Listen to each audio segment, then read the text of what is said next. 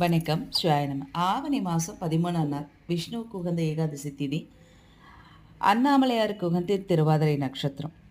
இந்த குருவாரத்தில் 2 பேருமே ஒன்று தான் அப்படின்னு நம்ம முன்னோர்கள் மூலமாக எடுத்துக்காட்டிய ஒரு விஷயம்.